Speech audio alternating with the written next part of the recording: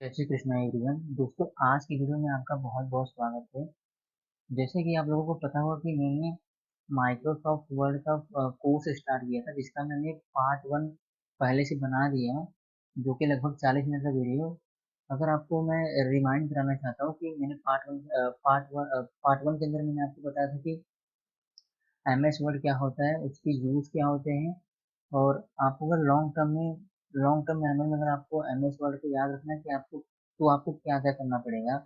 और उसके अंदर मैंने आपको फर्स्ट लेक्चर में आपको होम एंड इंसर्ट मैंने आपको बता दिया है क्या होता है। इसके अंदर जितने भी रिबन है उसके सारे यूजर्स मैंने आपको बता दिए। तो अगर आपने पार्ट वन अगर आपने नहीं दिखा तो मैं आपको रिकमेंड करता हूँ कि आप उसको ले जाके पार्ट वन देखो। उसके बाद पार्ट टू देखो, जो कि आपको बहुत ज़्यादा हेल्प मिलेगा, क्योंकि पार्ट वन पहले आया था तो पहले जाके पार्ट वन देखो। अगर आपने देख लिया है तो आपका इस वीडियो में बहुत बहुत स्वागत है।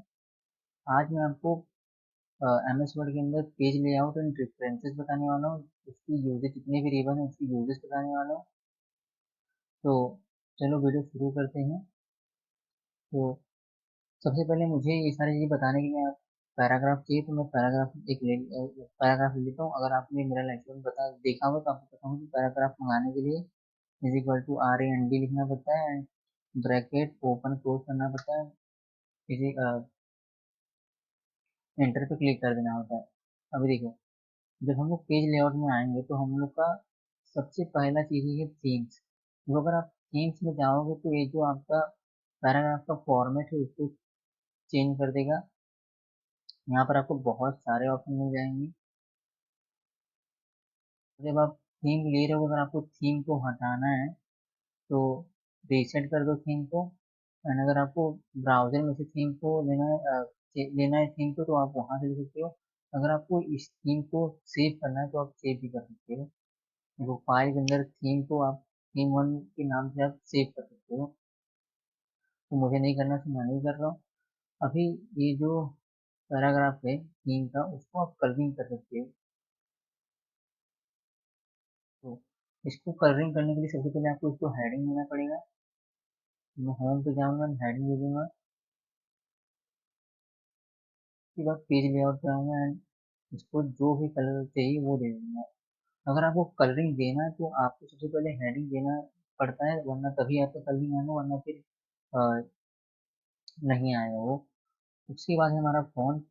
वहाँ पर भी जो हमारा होम है उसके अंदर भी 3 फॉन्ट है। इसके अंदर भी कुछ अलग अलग फॉन्ट है जो कि हमारे पैराग्राफ को ज़्यादा अट्रैक्टिव बनाता है। तो आप इसके अंदर से भी फॉन्ट ले सकते हो। उसके बाद है इफेक्ट। आप पैराग्राफ को इफेक्ट दे सकते हो।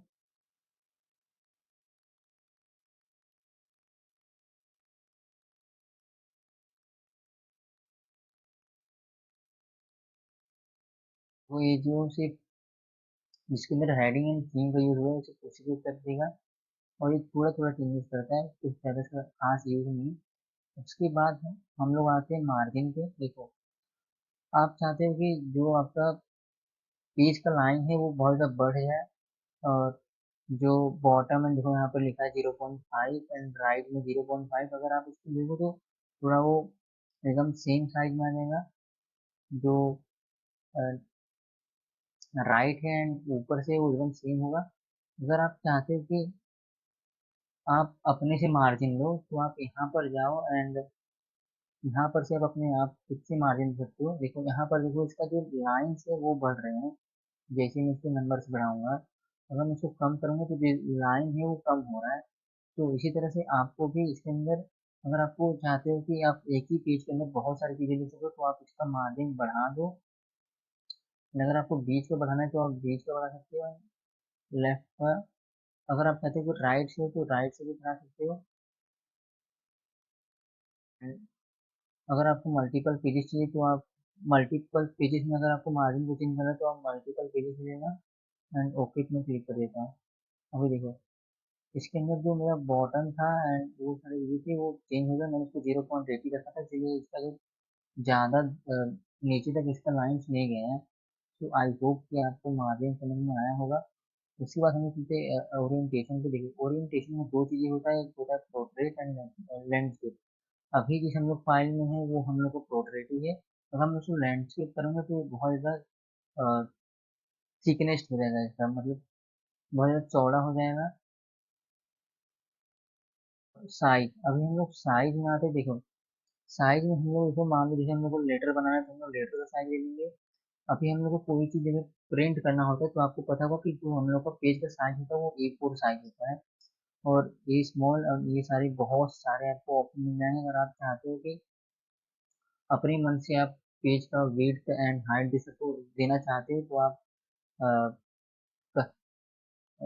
कस्टम में आ जाओ और यहाँ पर अपने मन से हाइट एंड जो भी आपको चाहिए आप दे सकते हो। तो यहाँ पर देखो जब मैं हाइट मतलब हाइट को बढ़ा रहा हूँ तो उसका हाइट बढ़ रहा है, एंड विड्थ को बढ़ाऊंगा तो विड्थ बढ़ेगा, जैसे देखा। और उसके बाद आता है हमारा कॉलम। अगर आपको जितने भी पैराग्राफ हो, अगर आप चाहते हो कि उसको मैं 2 कॉलम के अंदर रखूँ तो आप वो 2 कॉलम में आ जाएगा, और 3 कॉलम चाहते हो तो 3 कॉलम में आ जाएगा। और राइट में अगर आप पूरे पैराग्राफ चाहते हो तो वो राइट में आ जाएगा। तो मैं इसको 1 रखता हूँ। उसके बाद है पेज ब्रेक, मैंने आपको बताया ही है, जो कि पेज को ब्रेक कर देगा। तो इसके बाद आते हैं हम लोग लाइन नंबर। जैसे कि मैं इसके अंदर जो जितने भी पैराग्राफ उसके मैं लाइन देना चाहता हूँ नंबर।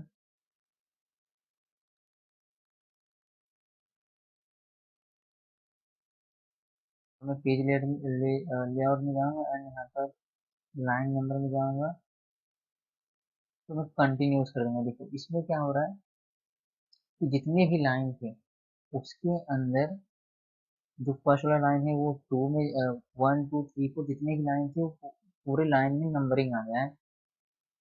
अभी मैं चाहता हूँ कि अगर मान लो मैंने एक ब्लैंक पेज लिया, मैं इंसर्ट में जाऊंगा, ब्लैंक पेज दूंगा, और मैं अगर इसको कोई मेरे सारे पैराग्राफ नीचे आ गए, मैं इसको क्या करना चाहता हूँ कि जो मेरा नेक्स्ट पेज हो उसके अंदर जो 18 यहाँ पर है, मैं चाहता हूँ कि उसको 19, जो मेरा नेक्स्ट पेज हो, जब मतलब मैं कुछ डॉक्यूमेंट लिख रहा हूँ जो कि मैं चाहता हूँ कि मेरा एक पेज में नहीं हो पाया, मैं उसको चाहता हूँ कि जब दूसरे पेज से स्टार्ट करूँ तो जो लाइन का नंबरिंग है वो वैसे ही हो। जैसे यहाँ पर 18 है तो जब मैं दूसरे पेज में जाऊँ तो वो 19 हो जाए। तो यहाँ पर आपको करना है लाइन नंबर में कंटिन्यूस करना है, तो ये कंटिन्यूस में है। अगर आप चाहते हो कि आप दूसरे पेज में फिर से एक नंबरिंग स्टार्ट हो, मतलब आप दूसरे पेज में कोई और डॉक्यूमेंट बना रहे हो तो आप रिस्टार्ट एक पेज करोगे, तो जब दूसरे पेज पे जाओगे तो वहाँ पर 1 2 3 से स्टार्ट होगा। जैसे मैं रिस्टार्ट पेज करता हूँ, देखो यहाँ पर 1 2 से स्टार्ट हुआ और यहाँ पर 1 2 3 4 14 तक हुआ। ठीक है,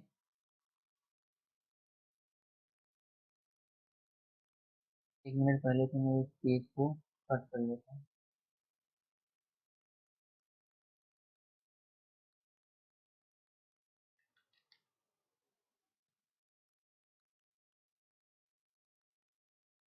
इसके अंदर भी मैं एक पैराग्राफ मंगा लेता हूँ।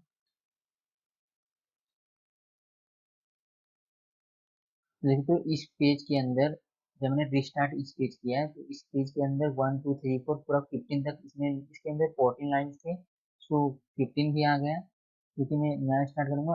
और इसके अंदर भी 12 लाइन्स थे तो यहाँ पर भी 12 लाइन्स आ गया। अगर मैं इसको कॉन्टिन्यूस कर दूँ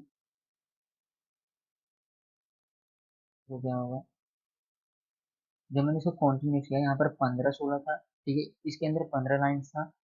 और जब वो नए पेज में आया तो 16 और 17 हुआ। और जब वो इस पेज में आया तो देखो 18 19 20 पूरा 31 तक गया है। सो यही होता है कि लाइन नंबर्स में।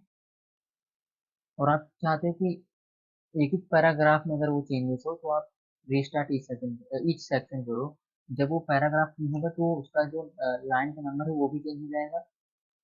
और अगर आप चाहते हो कि जिसका सेम फॉन्ट एंड थीम हो उसका भी उसका सेम हो, एंड जो नहीं सेम हो वो चेंज हो, तो आप इसका भी यूज कर सकते हो।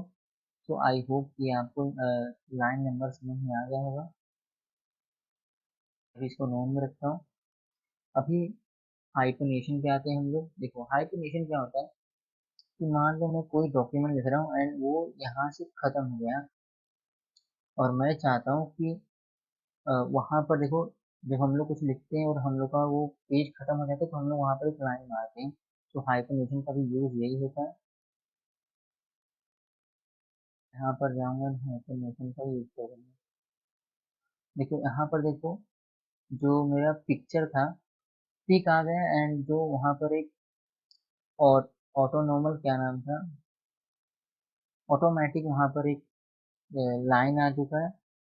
अगर मैं इसको मैनुअल करूँ तो पिक्चर को थोड़ा हर जगह वैसे लाइन दे देगा, ऑफर में एंड सारी चीज़ों में, जैसे मैंने आपको बताया था, जिससे हम लोग को पता चलेगा कि ये जो वर्ड है वो नेक्स्ट लाइन में स्टार्ट हो रहा है। तो ये होता है हमारा हाइपरनेशन। आई होप कि आपको अच्छे समझ में आ गया होगा। आई होप कि आप लोगों को हाइपरनेशन अच्छे से समझ में आ गया होगा। अभी हम लोग चलते हैं अपने नेक्स्ट क्वेश्चन की तरफ, वाटरमार्क। देखो वाटरमार्क क्या होता है कि आप लोगों को पता ही होगा। अगर आप कोई भी वीडियो एडिटिंग करते हो तो उसके अंदर वाटरमार्क आता है। अगर आप चाहते हो कि आप इस पेज के अंदर वाटरमार्क लगा सको तो आप वाटरमार्क में जाओ। एंड अगर आपको वाटरमार्क ऐसा चाहिए जैसा डू नॉट कॉपी एंड ऐसा करके, तो आप ये लेना, वरना फिर कस्टम वाटरमार्क ले जाओगे। अगर मान लो अपने आपको अपने नाम का वाटरमार्क चाहिए तो कस्टम वाटरमार्क पे जाओ, and यहाँ पर पिक्चर वाटरमार्क करो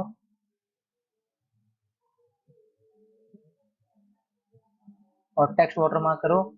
आपको कैसा वाटरमार्क चाहिए उसका अगर आपको अपने नाम का वाटरमार्क चाहिए तो आप देख सकते हो इसके अंदर।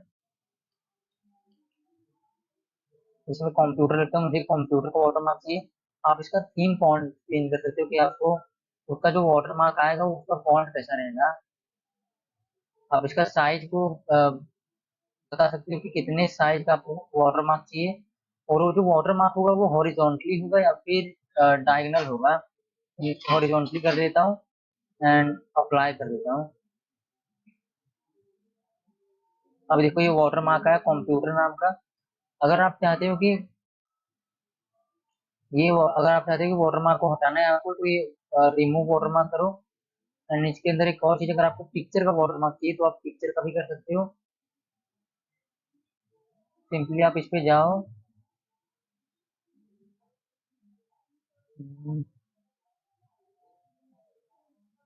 देखो यहाँ पर आपको सेलेक्ट पिक्चर पे जाना है एंड आप किस पिक्चर का वाटरमार्क चाहिए उस पर आपको सेलेक्ट करना है। तो मान लो मैं ये लेता हूँ पिक्चर, इसको इंसर्ट कर देता हूँ और वो वाटरमार्क आ जाएगा उसका। देख सकते हो ये जो पिक्चर है उसका वाटरमार्क यहाँ पर आ चुका है। तो आप, अगर आपको वाटरमार्क लगाना है तो आप पेज में वाटरमार्क लगा सकते हो। उसका आपको साइज भी देना होता है। तो मैं अभी एक और पेज लेता हूँ।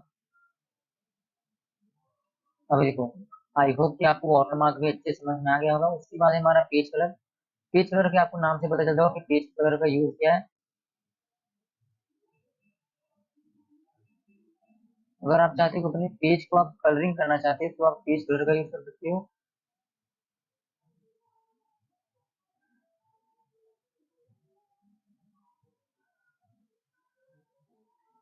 मैं हेडर बता दूँ।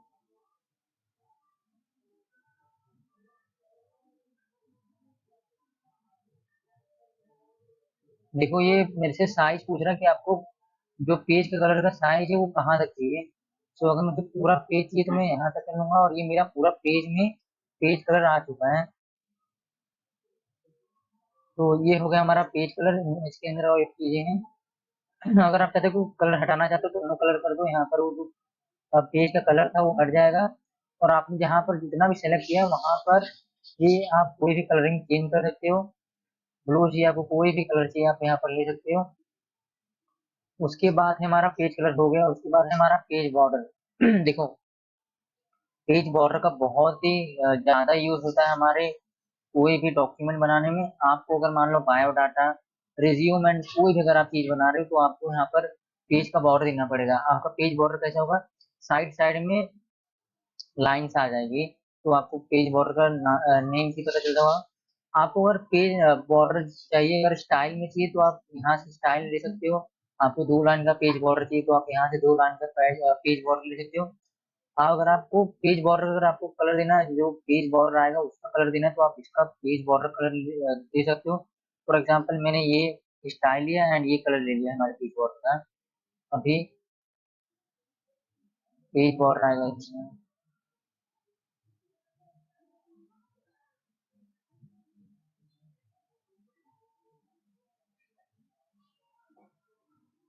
देख सकते हो जो मेरा पेज बॉर्डर है वो जो मैंने कलर सेलेक्ट किया था उसमें आ गया है। अभी अगर आपको मान लो आपको कुछ अलग पेज बॉर्डर चाहिए, तो आप यहाँ पर जाओ आर्ट में और आप इसको यहाँ पर से कोई भी पेज बॉर्डर ले सकते हो। यहाँ पर आपको बहुत सारे स्टार्स एंड ट्री, ऐसे कोई भी आपको पेज बॉर्डर चाहिए तो आप ले सकते हो। तो फॉर एग्जांपल मैंने इसको ले लिया एंड यहाँ पर मैंने वो पेज बॉर्डर दे दिया, तो यहाँ पर मेरे पेज बॉर्डर आ गए, जो कि ये भी बहुत ज़्यादा सही लगता है। लेकिन आप अगर कभी भी बायोडाटा एंड सारी चीज़ें बना रहे हो तो आप ये वाला पेज बॉर्डर मत लो, स्टाइल वाला लो। तो आई होप कि आपको इतना अच्छे समझ में आ गया। और उसके बाद है हमारा indent and spacing and right. देखो इंडेंट से क्या होगा कि आप कोई पैराग्राफ हो जिसको आपको लेफ्ट में करना है, आप उसको लेफ्ट में कर सकते हो। और अगर आपको राइट करना है तो आप राइट कर सकते हो उस पैराग्राफ को, मतलब वो कम जगह में आ जाएगा। और अगर आप स्पेस देना चाहते हो, मतलब अ, जो आपका पूरा पैराग्राफ है उसको अगर आप स्पेस देना चाहते हो तो आप यहाँ पर से स्पेस भी दे सकते हो। और वो क्या हो रहा है, ऊपर से स्पेस उसका कम हो रहा है।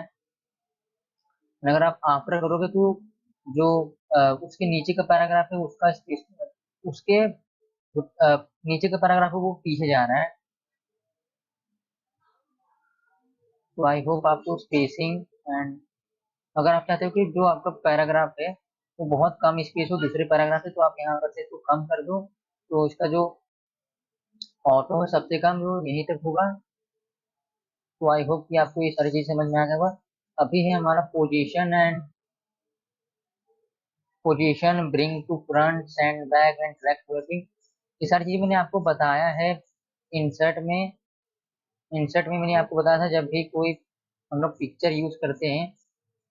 मैं एक बार फिर से बता देता हूँ। मैंने ये टेक्स्ट लिया, ओके, इसको मैंने कोई भी कलर दे दिया रैंडम सा, एंड मैं फिर से इंसर्ट पे जाऊंगा एंड यहाँ पर मैं कोई भी कलर ले लूंगा। ठीक है, मैं इसको कलर ले लूंगा एंड उसके बाद मैं चाहता हूँ, अभी मान लो मैंने आपसे पूछ लिया कि जो नीचे का कलर है वो मुझे ऊपर चाहिए, और जो ये जो ऊपर का शेप है वो मुझे नीचे चाहिए। तो आप क्या करोगे, इसको सेलेक्ट करोगे। देखो अभी ये जो पोजीशन एंड ब्रिंग फ्रंट ये सारी चीजें थी वो अभी वो एक्टिव नहीं था, अभी वो एक्टिव हो गया है। तो मैं इसको जो मेरे को नीचे से ऊपर चाहिए उसको मैं सेलेक्ट करूंगा और उसको क्या करूंगा, ब्रिंग टू फ्रंट करूंगा। अभी देखो जो मेरा नीचे का शेप था वो ऊपर आ चुका और जो ऊपर था वो नीचे आ चुका है, वो जो ऊपर था वो नीचे चल गया। अभी मैं चाहता हूँ कि इसको मैं फिर से नीचे भेजूँ, तो मैं सेंड बैक कर दूंगा। तो वो जो मेरा था वो नीचे चल गया। इसी तरीके से आप कोई भी, अगर आपने कोई टेक्स्ट बुक लिया है तो आप उसको यूज कर सकते हो। एंड पोजीशन में देखो, अगर आप मान लो कोई फोटो ले रहे हो या फिर शेप को, अगर आप चाहते हो कि उसका पोजीशन आपको लगाना है तो आप इधर से पोजीशन लेके उसका पोजीशन चेंज कर सकते हो पूरा पेज में। और ये हमारा इसी को हम लोग कहते हैं टेक्स्ट रैपिंग। उसके बाद है अलाइनमेंट। अगर आप ये जो अलाइनमेंट है आप इसको चाहते हो कि सेंटर में हो तो आप इसको सेंटर कर सकते हो। आप इसको टॉप में रख सकते हो, मिडल में रख सकते हो इसको आप, हॉरिजॉन्टली आप इसको मूव करा सकते हो। एंड ग्रिड लाइन वो दूसरी चीज है, वो आपको मैं अभी बाद में बताऊंगा। तो आई होप कि आपको इतना अच्छे से समझ में आ गया। वो ये सारी चीजें मैंने आपको फर्स्ट वाले लेक्चर में भी बताया था अच्छे से। अगर आप चाहते हो कि इसको रोटेट करना चाहते हो 90 डिग्री में तो आप इसको रोटेट भी कर सकते हो। देखो वर्टिकली किया तो ये फ्लिप हो गया वर्टिकली।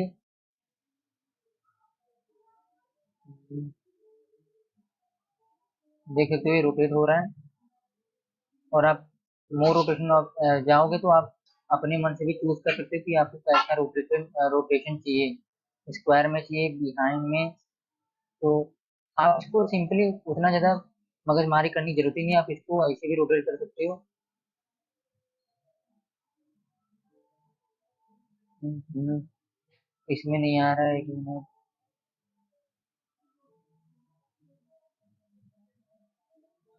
देखो, इसके अंदर रोटेट, रोटेट के अंदर यहाँ पे मुझे सेंटर में, पूरा पेज के सेंटर में चाहिए, तो पूरा पेज के सेंटर में आ गया। इसका काम वही पोजीशन जैसा ही है। आप इसमें सेंटर एंड हर चीज कर सकते हो, इसके अंदर भी कर सकते हो।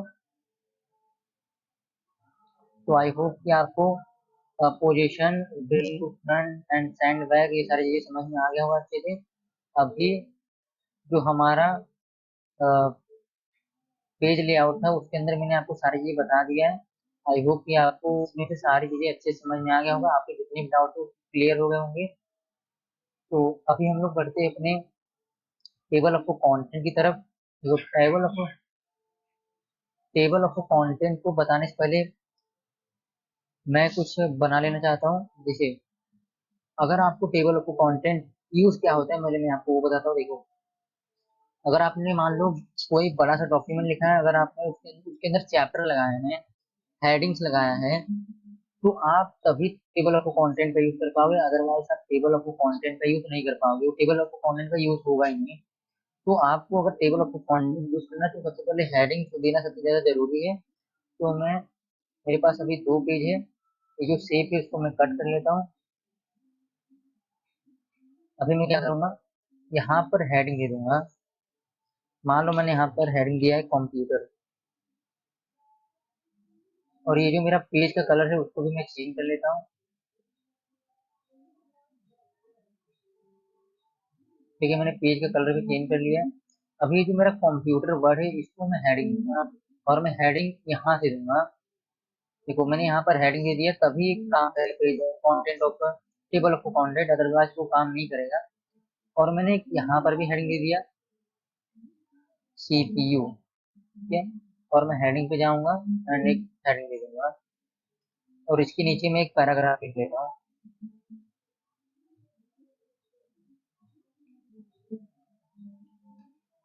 एक मैंने यहाँ पर दे दिया। अभी मैं क्या करूंगा, नीचे जाऊंगा एंड नीचे भी कुछ लिख देता हूँ। फॉर एग्जाम्पल मैंने यहाँ पर माउस लिख दिया एंड इसको भी हेडिंग दे दूंगा। और इसको भी एक रैंडम से पैराग्राफ दे देता हूँ। उसके बाद अभी मैं इसका यूज बताता हूँ। देखो, अभी जब मैं टेबल ऑफ कंटेंट में जाऊंगा, प्रेफरेंसेस अंदर मैं टेबल ऑफ कंटेंट में गया, तो जब आप टेबल ऑफ कंटेंट पे जाओगे तो देखो यहाँ पर क्या आ रहा है, हेडिंग आ रहा है। हेडिंग में आपको पेज नंबर भी दिखेगा। अगर आप पेज नंबर में यहाँ पर लास्ट में देखो, यहाँ पर 1 1 लिखा है, वो आपको पेज नंबर देगा। अगर आपको कोई हेडिंग पेज नंबर 2 3 में है, तो वो हेडिंग नंबर वहां पर भी आ जाएगा। अभी इसमें देखो, इसमें क्या बोल रहा है, चैप्टर। अगर आपने कोई चैप्टर बनाया है, मतलब मान लो आपने कोई कुछ बनाया है डॉक्यूमेंट जिसके अंदर आपने चैप्टर का यूज किया है, तो अगर आप चैप्टर को हेडिंग दिए रहोगे, तो वो भी जब आप टेबल को कंटेंट का यूज करोगे, तो वो भी आ जाएगा, चैप्टर का नेम आ जाएगा पहले ऊपर। मैं आपको करके दिखाता हूँ। पहले मैं इसको जाऊंगा, इसको पेस्ट कर लूंगा। मुझे मेरा टेबल को कंटेंट यहाँ पर दिए, मैं टेबल को कंटेंट जाऊंगा, यहाँ पर मैंने हेडिंग दिया है। हेडिंग में क्लिक कर देखो, मेरा जो हेडिंग था कंप्यूटर CPU, वो आ चुका है।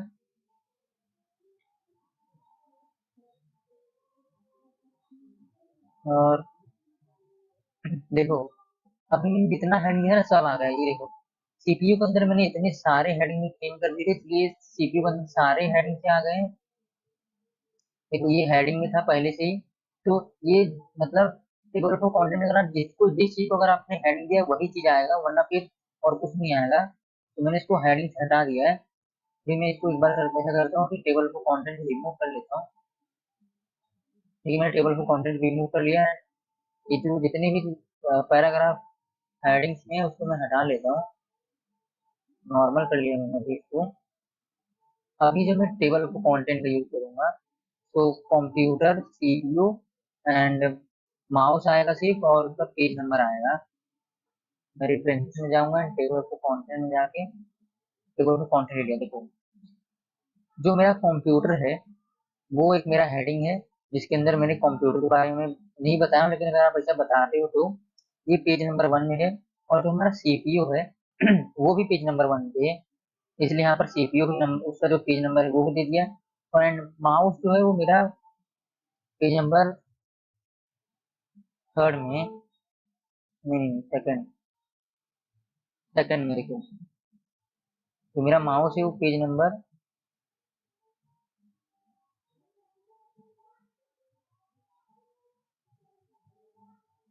वो सेकंड में है, इसलिए यहाँ पर सेकंड आ गया। सो आई होप कि आपको टेबल ऑफ कंटेंट का यूज पता चल गया होगा, ये बहुत ज़्यादा इजी है। आपको अगर टेबल ऑफ कंटेंट लगाना है तो आपको सबसे पहले उसको हेडिंग देना पड़ेगा। जिस जिस चीज़ को आप टेबल ऑफ कंटेंट लगाना चाहते हो, आपको सबसे पहले उसको हेडिंग देना पड़ेगा, तभी टेबल ऑफ कंटेंट यूज होगा, अदरवाइज उसका यूज नहीं हो पाएगा। अभी मेरे को टेबल ऑफ कंटेंट का यूज नहीं बताने के लिए नहीं लिया है, तो मैं उसको हटा देता हूँ। एंड अभी हम लोग बढ़ते हैं आगे, जो कि आपको अच्छे से समझ में। मैंने इसमें टेबल ऑफ कंटेंट में आपको एक चीज और नहीं बताया, अगर आपको टेबल को अपडेट करना है तो आप टेबल को अपडेट भी कर सकते हो।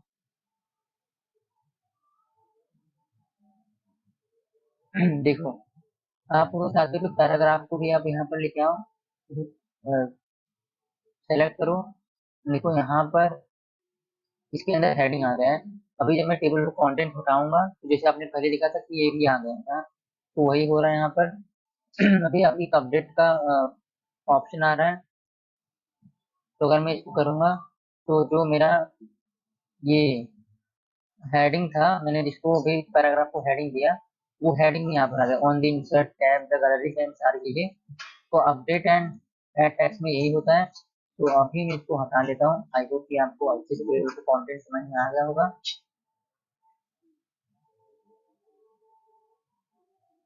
देखा आपने कितना ज्यादा इजी था टेबल ऑफ कंटेंट। अभी हम लोग चलते हैं आगे, देखो फुटनोट, अभी हमारा नेक्स्ट है फुटनोट। फुटनोट में दो चीजें आता है, insert in note and footnote. Footnote का मतलब आपको पता है कि पेज के एकदम लास्ट में आता है फुटनोट।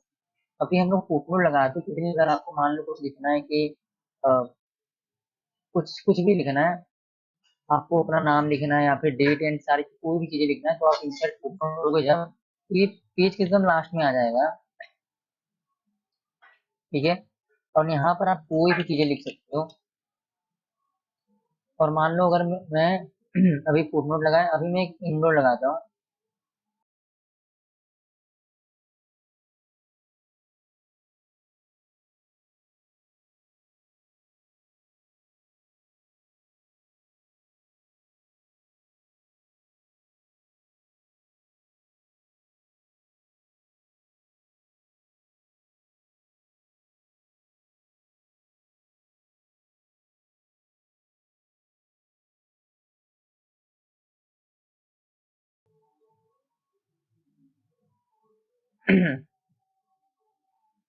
तो हमारा जो फुटनोट होता है वो होता है, एंड अगर मैं इंडोर लगाऊंगा तो जहां पर मैंने अपना एक्टिव था मैं, वहां पर मेरा एंड नोट आ चुका है। यहाँ पर अगर मैं कुछ भी लिखना चाहता हूँ तो मैं लिख सकता हूँ। तो अगर अभी इसमें क्या है, इसके अंदर दो तीन ऑप्शन है। अभी मैं जानना चाहता हूँ कि जो मैंने प्रीवियस मतलब जो पहले लगा चुका हूँ, मैं चाहता हूँ कि मैं जो प्रीवियस जो पहले फुटनोट लगाया था मैं उसके अंदर जाना चाहता हूँ। तो मैं प्रीवियस फुटनोट करूंगा तो मैं आ जाऊंगा फुटनोट में, वो इसी पेज में, इसलिए मेरे को उसे मतलब उसने इसी पेज में मुझे छोड़ दिया है। अभी अगर मैं कोई और पेज में जाता हूँ पहले, एंड फुटनोट पे जाऊंगा।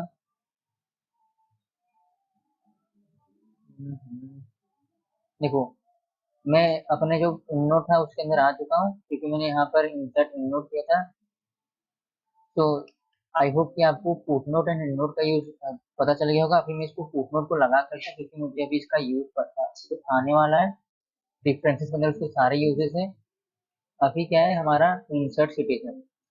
अभी मैं आपको सबसे पहले इंसर्ट एक पेज ले लेता हूँ, उसके बाद मैं आपको इंसर्ट सिटेशन बताता हूँ।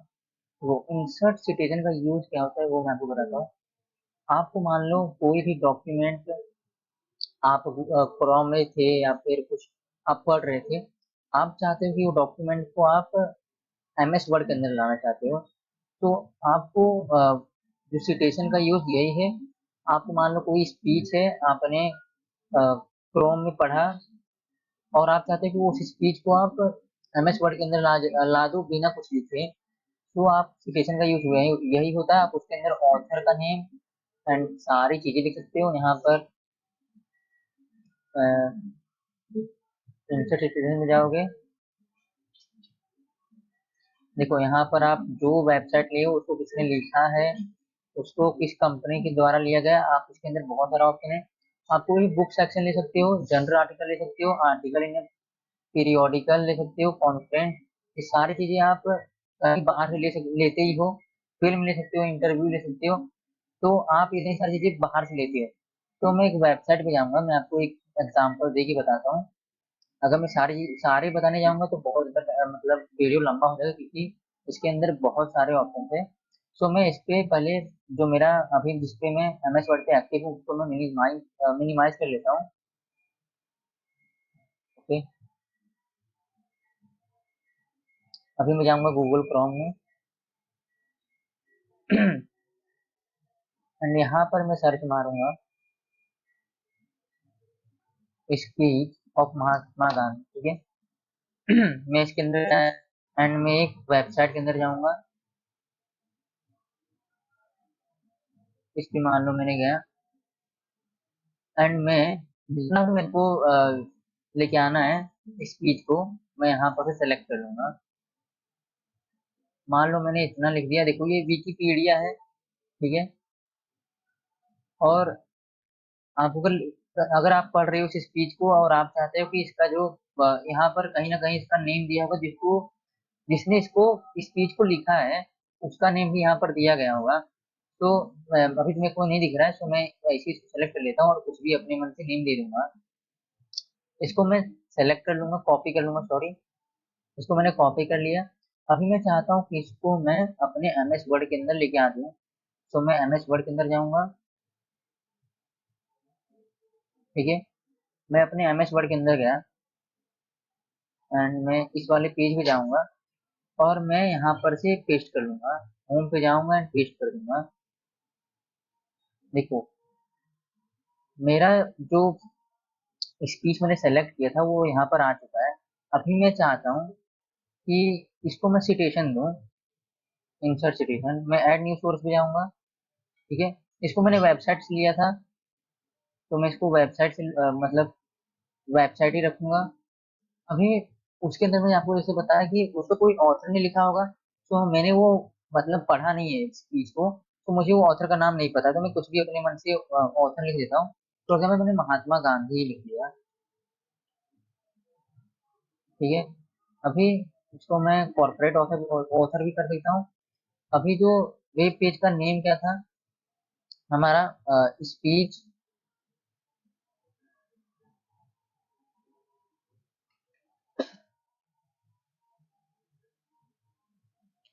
Speech of Mahatma Gandhi.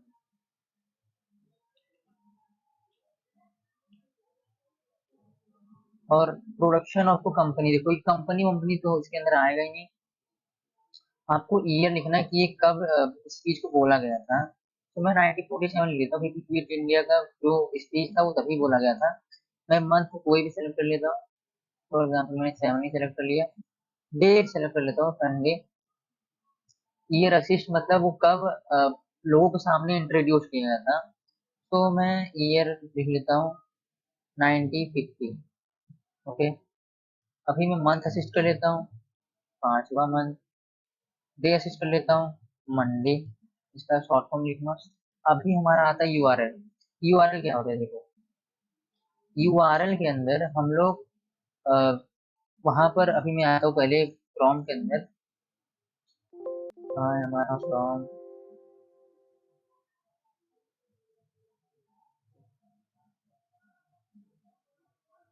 मैं इसके अंदर से हटता हूँ पहले।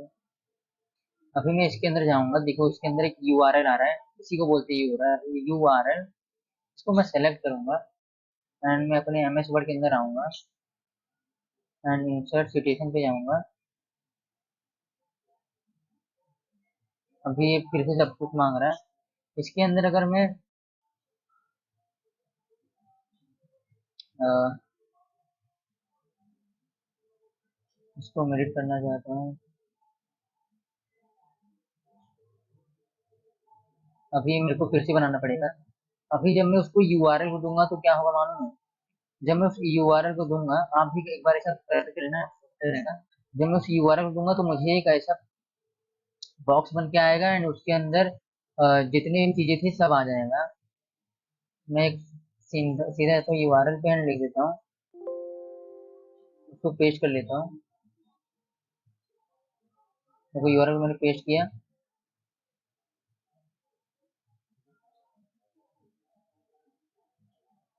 कहाँ पर पेस्ट किया?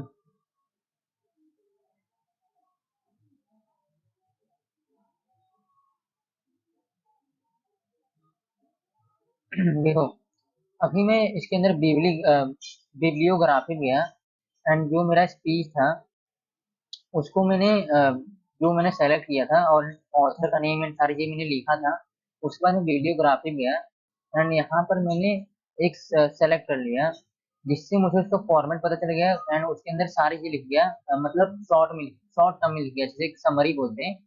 उसके अंदर क्या लिखा है? The quit India speech was given by Mahatma Gandhi on the eve the quite India movement 8 अगस्त 1947 1942 को दिया गया था। देखो इसके अंदर एक समरी जैसा आ गया कि इतना छोटी चीजों में, मतलब इतनी बड़ी स्पीच को इतना छोटी चीज स्पीच में हम लोग को बता दिया गया। तो यही होता है हमारा बिब्लीग्राफी एंड इंसर्ट सिटेशन का यूज। इसके अंदर स्टाइल भी दिया गया है। अगर आपको जो स्पीच है, अगर आपको उसका स्टाइल चेंज करना है तो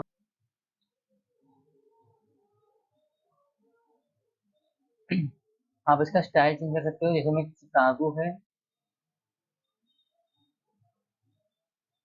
देखो उसका स्टाइल चेंज हो रहा है। आरबिट ले लिया।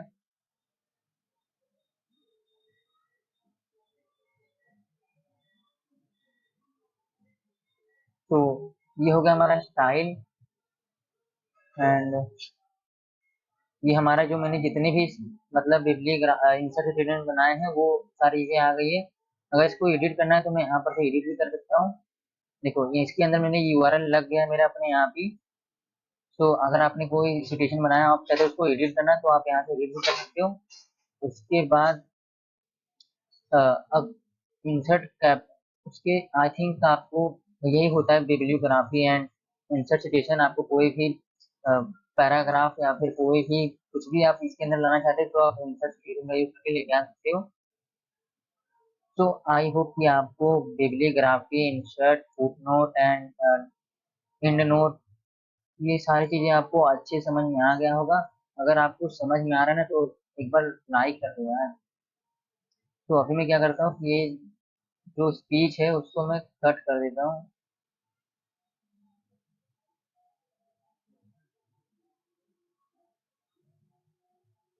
इसको मैं कट कर देता हूँ।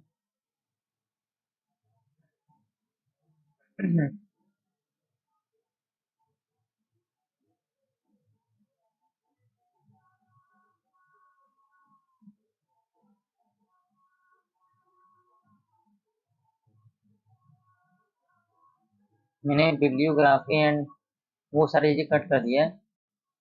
उसके बाद है हमारा डिफरेंसेस के अंदर इंसर्ट कैप्टन। देखो इंसर्ट कैप्टन का यूज क्या होता है?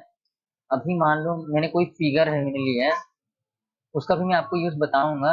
उसके बाद अगर आपने इंसर्ट कैप्टन को समझा तो वो इंसर्ट कैप्टन आपको क्रॉस रेफरेंसेस के अंदर भी यूज होगा। अभी मैंने जब मैं क्रॉस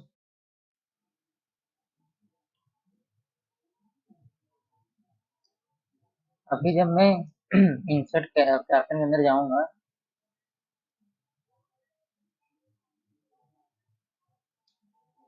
एक मिनट,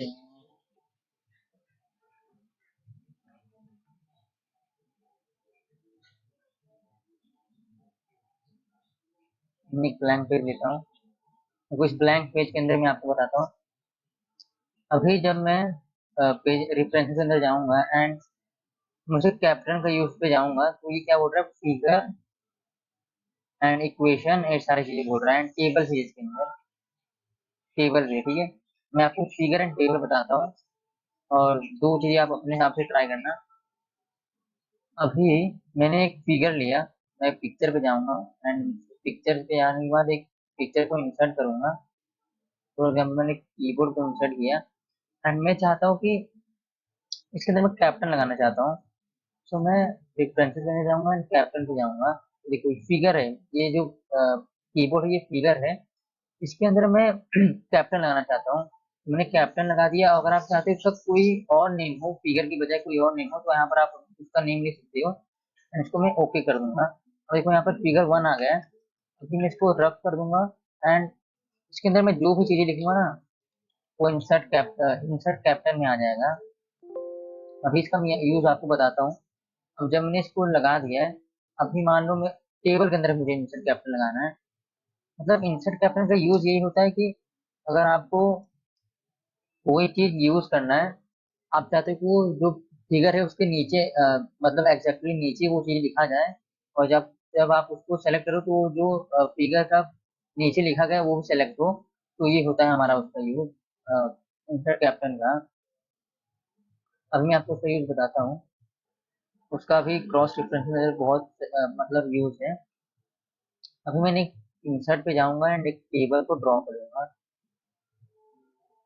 एक टेबल है, इसको मैंने ड्रॉ कर लिया। अभी मैं चाहता हूँ इसके अंदर भी क्रॉस इंसर्ट कैप्टन लगाना। तो मैं इस पे जाऊंगा रेफरेंसेस पे एंड इंसर्ट कैप्टन पे जाऊंगा एंड यहाँ पर टेबल को चूज करूंगा। टेबल लिया मैंने और इसको मैं क्रॉस में लगा दूंगा। देखो ये टेबल था, जो मेरा नेम था वो टेबल था। इसको मैं नेम को चेंज करके कुछ और भी नेम कर सकता हूँ। तो इस पे अभी मैं जाऊंगा एंड भी अगर मुझे इस टेबल के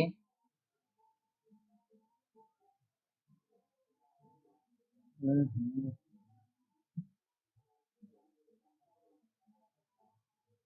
अगर मुझे इस टेबल के नीचे कुछ लिखना है, तो मैं जब भी लिखूंगा इसके अंदर तो वो जो है वो इंसर्ट कैप्टन में आएगा।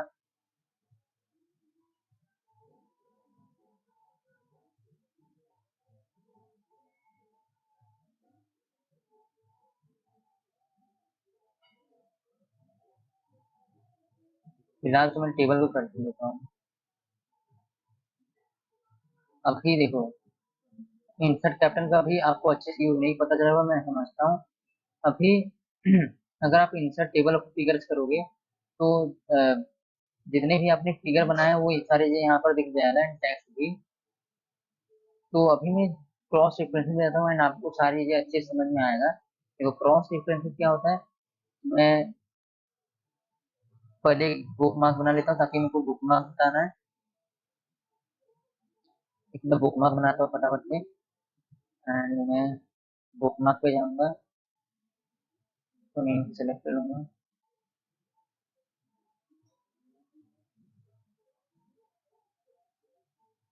तो हमने बुक मार्क को सेव कर लिया है। अभी मैं जा रहा हूँ क्रॉस रेफरेंस में। यहाँ पर भी क्रॉस रेफरेंसेस है।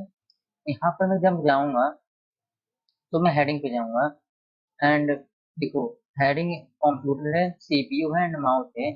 एंड जो उसके नीचे का ऑन द इंसर्ट एंड सारी चीजें लिखा है वो भी हेडिंग है। तो उसको मैं पहले हेडिंग से हटा लेता हूँ।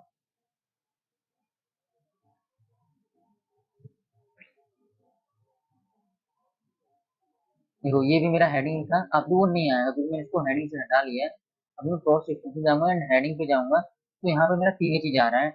अभी जब मैं इसको मैं कोई मतलब जो मैंने हेडिंग बनाया है उसको मुझे नंबरिंग में चाहिए या फिर हेडिंग टेक्स्ट में चाहिए, मतलब जैसा मैंने हेडिंग लिखा है। अगर मैं इसको इंसर्ट करूंगा तो वो जो जितनी चीजें लिखा है वो सारी चीजें आ जाएगा।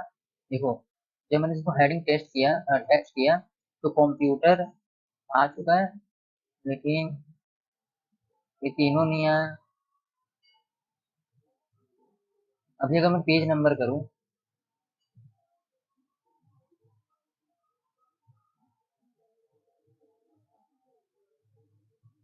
देखो ये यहाँ पर वन भी आ गया। अगर मेरे को कंप्यूटर पे जाना है तो मैं इस पे कंट्रोल एंड क्लिक क्लिक करूंगा तो ये मुझे जहाँ पर मेरा हेडिंग है वहां पर भेज देगा। देखो यहाँ पर मेरा हेडिंग था वो मुझे वहां पर भेज दिया है। अभी मैं एक बार इसको आपको और यूज कराता हूँ। देखो ये हो गया हमारा हेडिंग।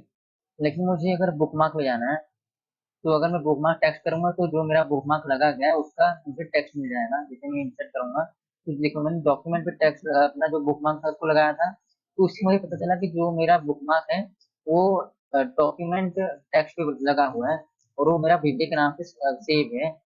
तो अगर मैं इस पे कंट्रोल प्लस क्लिक करूंगा तो वो मुझे वहां पर छोड़ देगा जहां पर मैंने बुक मार्क लगाया। देखो यहाँ पर मुझे उसने छोड़ दिया क्योंकि मैंने वहां पर ही बुक मार्क लगाया है। तो अगर आपको बुक मार्क चाहते हो कि जो आपने बुक मार्क लगाया वो आपको नंबरिंग में बुक मार्क दे, तो पेज नंबर पे जाओ।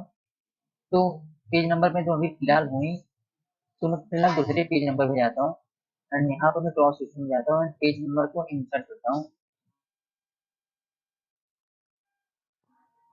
इसलिए मुझे इसने यही बताया कि वो पेज नंबर वन पे अगर मैं इसको कंट्रोल प्लस की क्लिक करूंगा तो मुझे वो पेज नंबर भेज देगा एंड जहां पर मेरा डॉक्यूमेंट पे बुक मार्क लगाया गया है वो मुझे वहां पर छोड़ देगा। तो ये होगा। आई होप कि आपको बुक मार्क में ऐसा ही समझ में आ गया होगा।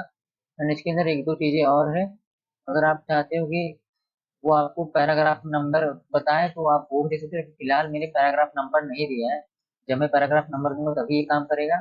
तो अगर आप पैराग्राफ नंबर जानना चाहते हो तो आप पैराग्राफ पहले नंबर दे देना तब वो काम करेगा। अभी मैं चाहता हूँ कि मैं फुटनोट पे जाना चाहता हूँ। और फुटनोट में अगर मेरे को फुटनोट का नंबर जानना है तो मान लो मैंने अभी तो एक ही फुटनोट बनाया है, ठीक है। एक फुटनोट बनाया फिर एक एंड नोट बनाया हूँ। तो अभी एक ही है तो मैं फुटनोट नंबर नहीं लूंगा, मैं लूंगा पेज नंबर, ठीक है। और इंसर्ट कर दूंगा। देखो जो मेरा फुटनोट बना हुआ है वो पेज नंबर 3 पे है। तो मैं कंट्रोल एंड क्लिक कर दूंगा तो वो जो फुटनोट मेरे को मैंने जहाँ पर फुटनोट लगाया है वो मुझे वहां पर भेज देगा। और जो चीज मैंने लिखा है वो सेलेक्ट हो गया। अगर मैं चाहता हूँ कि मैं फुटनोट में जाना चाहता हूँ लेकिन मैं पेज नंबर के थ्रू नहीं, मैं फुटनोट नंबर के आना चाहता हूँ, तो मैं इसको क्लिक करूंगा तो देखो फुटनोट एक ही था तो यहाँ पर एक ही आया। और इसको मैं कंट्रोल क्लिक करूंगा तो जो मेरा यहाँ पर फुटनोट था वो आ गया है।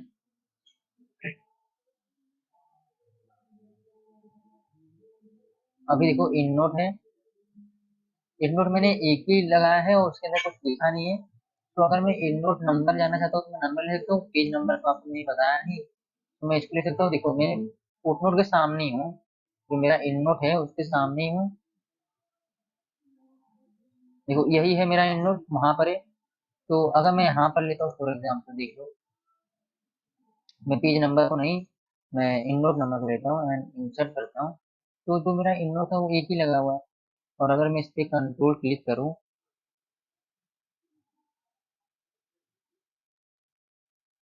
देखो जहां पर मेरा इन नोट लगा हुआ था वहां पर उसने मुझे भेज दिया है। तो आई होप कि आपको अच्छे समझ में आ रहा है।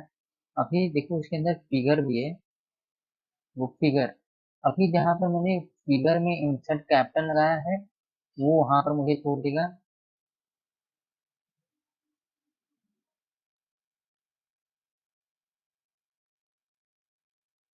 1 मिनट में देखो जरा मेरा फिगर लगा हुआ है कि नहीं।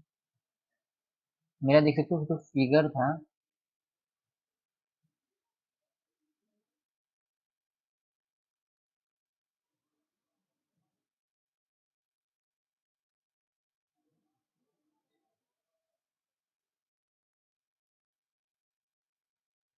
फिगर के अंदर ये फिगर वन लिखा ही रहेगा एंड इसके अंदर आप जो भी चीजें लिखना चाहते हो लिख सकते हो।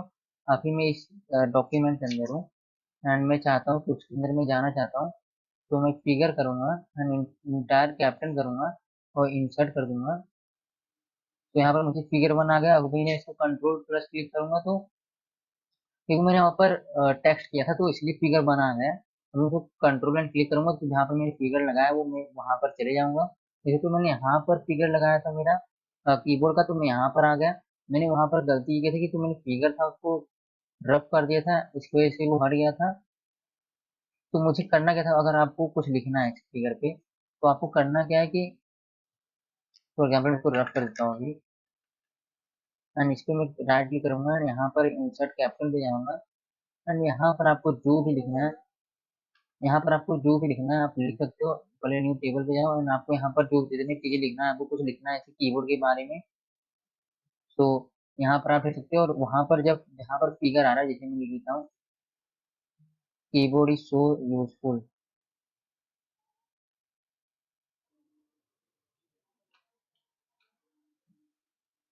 Is so useful for us. ठीक है, मैंने ये लिखा एंड यहाँ पर वो चीजें लिख के आ गया। अभी जब मैं इसको इंसर्ट करूंगा, ओके करूंगा, तो वहां पर वो चीज लिख के आ जाती है। उसकी जब भी मैं फिगर लेता था तो वहां पर फिगर ऐसा कुछ लिख के आता था, फिगर 1 2 जितने फिगर थे वो लिख के आता था। लेकिन जब मैंने ये लिखा तो अभी ये आ रहा है। अभी मैं अगर फिगर में जाऊँ, क्रॉस सेक्शन में जाऊँ एंड फिगर लूँ एंड उसका जो नंबरिंग है उसको लूँ।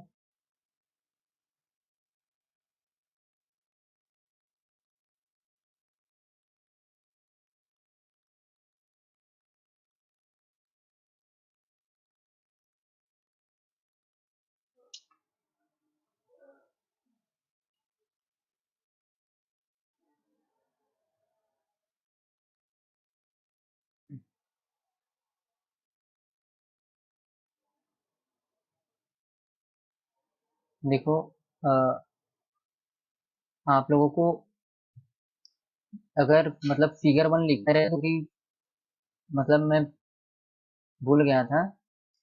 ये जो होता है वो जो फिगर में पहले आपको फिगर 1 लिखा ही रहेगा, वो नहीं हटेगा। वहां पर एक छोटा सा लिख के आएगा। उसके बाद अगर आपको कुछ लिखना है तो आप लिख सकते हो। यहाँ पर जाओ एंड अगर आपको थीम फॉन्ट चेंज करना है थीम फॉन्ट चेंज कर सकते हो। जो भी चीजें आपको लिखना है आप लिख सकते हो यहाँ पर, वो हेडिंग में आएगा। एंड यहाँ पर आपको अभी यूज करना है प्रेफरेंसेस में क्रॉस रेफरेंस को, तो अभी आप यूज कर सकते हो। पेज नंबर मुझे जानना है उसका, तो मैं पेज नंबर पे जाऊंगा एंड इस पे अगर कंट्रोल एंड क्लिक करूंगा तो वो मुझे यहाँ पर छोड़ दिया और मैं जितनी भी चीजें लिखा था वो सारी चीजें सेलेक्ट हो गया। तो ये हो गया हमारा फिगर का यूज। उसके अंदर अभी 2 3 ऑप्शन और है, तो मैं उसको भी फटाफट से बता देता हूँ। ये आता है हमारा टेबल। जो हमने टेबल को जो था उसको मैंने रफ कर दिया था। अभी मैं इसको क्या करता हूँ, पहले एक ब्लैंक पेज लेता हूँ एंड उसके अंदर टेबल को ड्रॉ कर लेता हूँ। टेबल को ड्रॉ करता हूँ एंड इसके अंदर देखो मैंने आपको बताया था कि जब आप इंसर्ट कैप्शन का यूज करोगे तभी वो क्रॉस सेक्शन में आएगा, वरना फिर अभी मान लो मैंने इसके अंदर मतलब अभी मैंने इसके अंदर कैप्शन नहीं लगाया, ठीक है। अब मैं क्रॉस एक्सपेंसेस के अंदर जाऊंगा एंड यहाँ पर मैं टेबल लूंगा एंड देखो यहाँ पर इंसर्ट करने का ऑप्शन ही नहीं है क्योंकि मैंने कैप्शन लगाया ही नहीं है। अगर मैं किसी भी पेज नंबर एंड सारे कहीं पर भी जाऊँ तो इंसर्ट करने का वो ऑप्शन आएगा नहीं, क्योंकि मैंने वहां पर कैप्टन नहीं लगाया। जब तक आप कैप्टन नहीं लगाओगे तब तक वो चीज नहीं काम करेगा। तो कैप्टन कैसे लगाते हो तुम, पहले आप पूरे टेबल को सेलेक्ट करो। उसके बाद रेफरेंसेस में जाओ एंड वहां पर इंसर्ट कैप्टन पे क्लिक करो। और यहाँ पर मैंने टेबल बनाया तो मैं टेबल पे जाऊंगा यहाँ पर एंड ओके कर दूंगा। तो देखो जो टेबल है, अभी मैं चाहता हूँ कि इसके अंदर मैं कुछ लिखना चाहता हूँ, कुछ भी लिख देता हूँ मैं टेबल के बारे में। तो अभी ये जो टेबल है मेरा पहला टेबल है, तो इसके अंदर ये टेबल 1 आया है। अभी मैं क्या करूंगा, अभी मैं चाहता हूँ कि मैं टेबल के अंदर टेबल के पास जाना चाहता हूँ, ठीक है। मैं जाऊंगा क्रॉस रेफरेंसेस में एंड मैं पेज नंबर के थ्रू जाना चाहता हूँ, ठीक है। पेज नंबर के थ्रू जाना चाहता हूँ तो यहाँ पर जो मेरा टेबल है वो पेज नंबर 2 में है। सो मैं यहाँ पर से उसको कंट्रोल प्लस क्लिक करूंगा तो जो मेरा टेबल था उसके अंदर मैं आ चुका हूँ। तो ये हो गया हमारा क्रॉस रेफरेंसेस का यूज। इसके अंदर और भी मतलब इक्वेशन है एंड 2 3 चीजें और है, नंबर आइटम है। अगर आप नंबरिंग दिए रहोगे तभी ये बताएगा, वरना फिर नहीं बता पाएगा। अगर नंबर आइटम अगर आपको यूज करना है तो जब तक आपने अ, जो आपने पैराग्राफ या फिर लाइन के नंबर्स नहीं दिए होंगे तो नहीं यूज होगा। फॉर एग्जाम्पल मैं आपको ये भी करके दिखाता हूँ। देखो ये मेरा पैराग्राफ है, इसके अंदर मैंने दे दिया, होम पे जाऊंगा एंड मैं इसको नंबर लाइन दे दूंगा, हाँ, ठीक है। मैं यहाँ पर गया एंड यहाँ पर मैं गया एंड नंबर दे दिया। मैं इसको सबको नंबर दे देता हूँ जितने पैराग्राफ हैं। अभी मैं क्या करूँगा, रेफरेंसेस में जाऊंगा एंड क्रॉस रेफरेंस में जाऊंगा एंड क्या है, नंबर आइटम पे जाऊंगा एंड पेज नंबर जाना चाहता हूँ। देखो जितने भी चीजें मैंने सेलेक्ट किया था एंड उसके लिए नंबर ही लाया था वो यहाँ पर सारी चीजें आ गए। अगर मैं पेज नंबर जाना चाहता हूँ तो पेज नंबर आ जाएगा। वो पेज नंबर 1 पे है तो मैं अभी तो फिलहाल तो पेज नंबर 1 पे ही हूँ। कंट्रोल प्लस क्लिक करूंगा, जहां पर मैंने नंबरिंग दिया था वो सारी जगह आ गया। अगर आप याद रखना, अगर आप बुलेट लगाओगे तो चीज नहीं काम करेगा। तो आप मेक श्योर कि आप नंबर ही लगाए हो। उसके बाद आता है हमारा मार्क एंट्री। देखो मार्क एंट्री का यूज क्या होता है, अगर आपको मान लो कोई बहुत ज्यादा इसका कुछ खास यूज तो नहीं, क्योंकि अगर आपको कोई इंपॉर्टेंट वर्ड है तो आप उसको लिख ही सकते हो। लेकिन आप समझो इसको, अगर मान लो मुझे ये जो वर्ड है उसको मुझे किसी और पेज में चाहिए, तो मैं मार्क एंट्री पे जाऊंगा एंड यहाँ पर मेन एंट्री कर दूंगा। और मुझे इसको बोल्ड चाहिए तो मैं बोल्ड कर दूंगा एंड मार्क कर दूंगा। एंड अभी मैं होम पे जाऊंगा एंड जो ये सेलेक्ट हुआ इसको हटा दूंगा। और मैं एक आध मान लो और सेलेक्ट कर लेता हूँ, थीम्स को सेलेक्ट कर लेता हूँ एंड रेफरेंसेस पे जाऊंगा, मार्क एंट्री पे जाऊंगा एंड इसको मार्क कर दूंगा एंड इसको मैं हटा दूंगा। अभी मैं अभी मैं दूसरे पेज में जाऊंगा एंड फटाफट से इसको मार्क एंट्री में जाऊंगा। नहीं, अभी मैं चाहता हूँ कि जितने भी मैंने पेज को मार्क किया था उसको मैं ले जाना चाहता हूँ, तो मैं मार्क इंडेक्स पे क्लिक करूंगा एंड ओके करूंगा। तो जितने देखो, जो मेरा डॉक्यूमेंट वन था वो पेज नंबर वन पे था, तो यहाँ पर पेज नंबर वन पे आ गया। तो जेम्स था वो भी पेज नंबर वन पे था, तो यहाँ पर वो चीज आ गया है एंड पेज नंबर के साथ आया है। तो मार्क एंट्री का यूज होता है, यही यूज होता है। लेकिन मैं मानता हूँ कि मार्क एंट्री अगर यूज करना है तो आप उसका वर्ड लिख दो ना, किस लिए यूज करना है।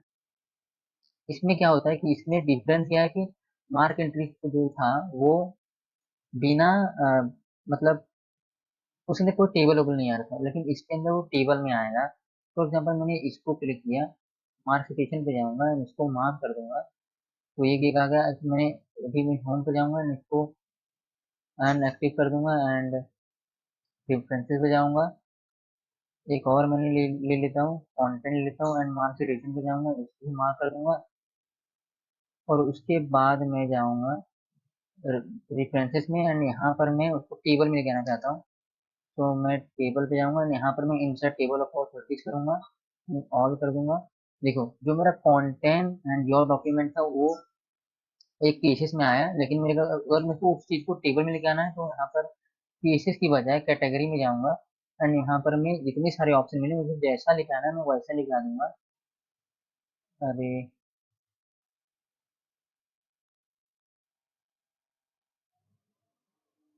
देखो ये ऐसे आ गए, लेकिन मैंने जो जब इसको सेलेक्ट किया था तब मैंने मार्केटेशन में कैटेगरी नहीं दिया था।